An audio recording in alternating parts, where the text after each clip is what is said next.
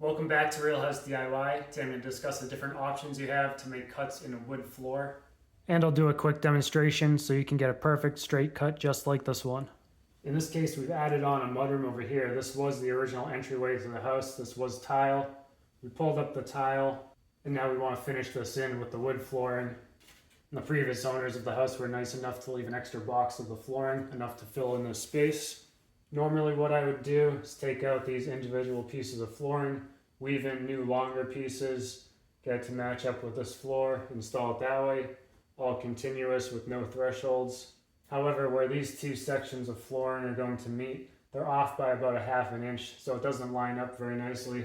So the easiest thing to do in this case, I'm going to be cutting out this section right here at this doorway. That's a perfect place for a single wood threshold to go across. And then this flooring, I can just continue that all the way that way. It works out really nicely in this case because the width of this board is the same width as the trim on this entryway. Now what they used to have here for a transition between the wood floor and tile floor is this transition molding. Makes for a bump here. We don't like that. We want that flat and accessible. So what I need to do is make a straight cut from here to there. There's generally 3 different options that you can use. 1 is a track saw. 2 is a mini circular saw with a guide. 3 is a router. Now here we're very limited on space, so I'm going to use the router. But if we're in the middle of the room and need to do a really long cut, you might want to use the track saw. The problem with this type of area with the saws, the tool itself is taking up this much space. You're going to start your cut about this far away. You're only going to get this far of a cut nice and straight, and then you're left with how to make the rest of the cut. So in this case, we're going to use the trim router. It's very small, handheld. It's going to get about 2 inches away from the sides. So make a very clean, straight cut. Then when you get over to the very far corners, you're going to use your multi-oscillating tool, and they'll get right up close, even right underneath the door trim here. With the trim router, we use a straight bit. This one is 2 flutes, so you could use a single fluted straight bit as well. This is 1/4 inch. You're going to do light passes at a time. I'll start just a couple millimeters for the first pass. I'm sure it's going to get a very clean cut. It'll be fast, not slow, so you won't be burning the wood. Make single passes at a time, then continue to go deeper. And with the router, I might not go the full thickness of the board. I might only go about halfway. I'm not sure where in the board they put the nails. I can see a couple of these are face nailed right at the very end. They probably use staples installing the boards. I'm not really sure where those staples are. So for that reason, I might just go halfway with the router. And then for the last half, you can use your multi-oscillating tool going at an angle so you can cut off down at the bottom. So then when you get your threshold in place, it's going to be nice and tight at the very top. Doesn't really matter. You have that angle cut at the bottom, that'll be hidden. And because you're going to want a nice straight cut with the router, you're going to need to use something as a guide or a fence. So what you'll do, you take a scrap board, make sure this is perfectly straight. I put this up against the straight edge. I know this is nice and straight. Then you will measure the distance from the outside of the collar to the far side of your trim bit. Check that same distance from the edge of the molding where you want the outer edge of the cut to the guide. Do that both sides, and then you're going to screw down this guide to the scrap part of the wood flooring that you're going to be cutting off. So it'll be okay to drill holes and put screws into that part of the flooring that you're going to end up throwing away. And now you have a guide for moving your router along, get that nice and straight. Whenever you're using a router, you're going to use what's called the right-hand rule to make sure you're going in the correct direction. If you're not going in the correct direction, it's going to jump around, not go nice and straight. So we're going to use what's called the right-hand rule. And if you're using a trim router and it's pointed down, you're going to put your palm face down. Then your thumb is going to face, in this case, the guide, whatever you're pushing against. And then your fingers point in the direction you want to move the router. So in this case, you're going to start on this end, be pushing against the guide, going in this direction. You'll probably always want to use the router if you can. This will always get the cleanest finish. Whenever you're using a saw, there's going to be more chances of getting chips. But at the same time, you're not going to be using the router across, say, a 20-foot distance. You could, but it's going to take a lot longer. Now for this type of job where you want that perfect clean cut, you might want to go out and get a brand new sharp straight router bit. And for your multi-oscillating tool, you want nice sharp blades for that as well. Since this room is completely open, whether you're using a saw or a router, this is going to make a lot of dust. You could have a helper hold a vacuum right next to the tool. That would help. You're still going to get dust throughout the room. So in this case, I cannot close this off. This opens up to the dining room over here, so I can't really just put a sheet of plastic up. So what I'll do, I'll set up some chairs around the area here, get a big dust cloth covering everything with enough room to work, and that'll help contain the dust. Now if you have enough room, you might want to do a practice cut. I can move this over here to the subfloor, screw this in, maybe just cut out a little bit of small section right here, make sure that's going to be nice and clean, get some practice, and then move this back to the location for doing that final cut. Here I'm just setting up to do a practice cut.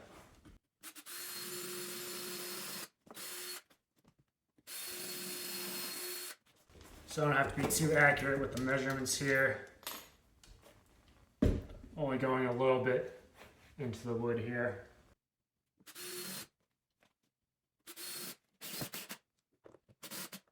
So we have that guide screwed down. I'll get the rotor set to about the thickness of the top layer of this engineered flooring. So it looks like it's only a couple millimeters. So really shallow cut just to start. I have some chairs set up here. I'm gonna get a drop cloth covering it. There's the drop cloth set up over some chairs. Still plenty of room to work with. I'm gonna get a bright light inside. It's not too bad, space is a bit tight. It's totally enclosed, got a bright light. Eye protection, air protection.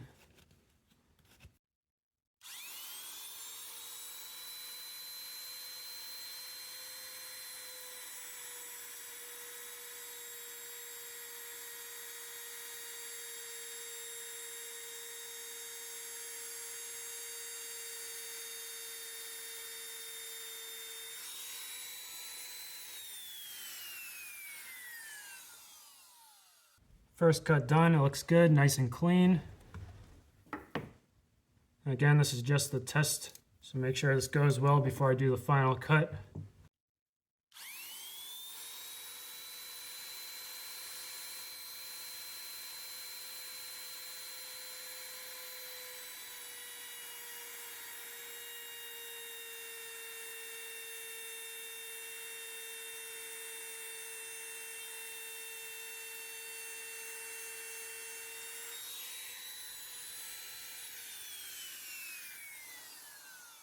Here's a nice close look at the test cut. Nice and clean. Here's the second depth I did right there in the middle. I'll go ahead and use the multi-oscillating tool on a couple spots here.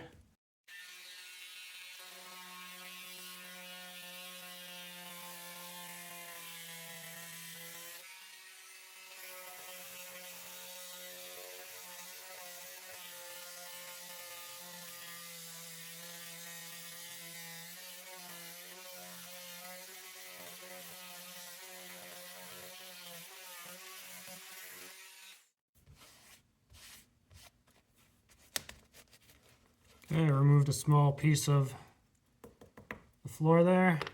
So here's a nice close look. It's that piece that I removed. So if you want to go with that option, go down halfway with the rotor, then in at an angle with the multi-oscillating tool. Just in case there's any nails or staples in there that you don't want to hit with your rotor bit. No problem for the multi-oscillating tool to hit those, and you can still get that nice clean cut right up at the top. And here, definitely good to have this drop cloth here. The rotor sprays around dust and chips everywhere. Keep it all well contained. Here's a quick trick you can do. Make sure you got your distance correct. Use my square. Check it on both sides.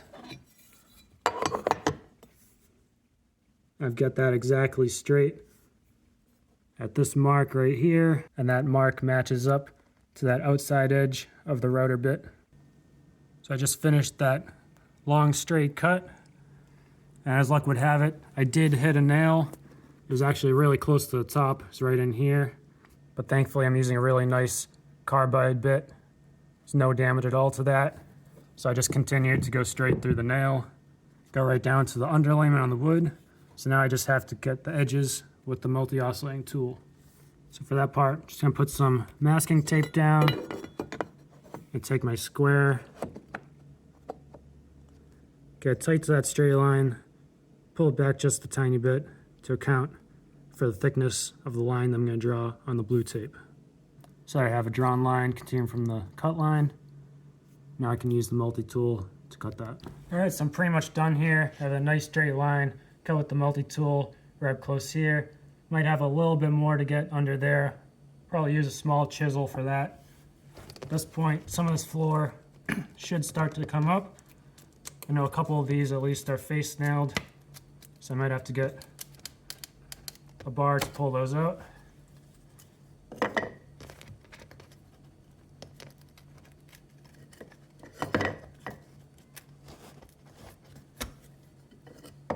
And finally see they use staples in this floor.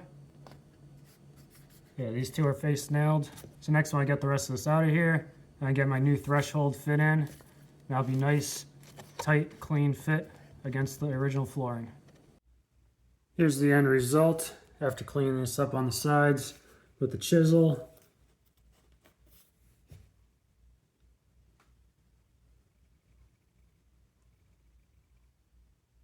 So that wasn't bad at all. The actual work involved easily takes less than a half hour. It's a lot more work just to collect the tools and do the cleanup afterwards.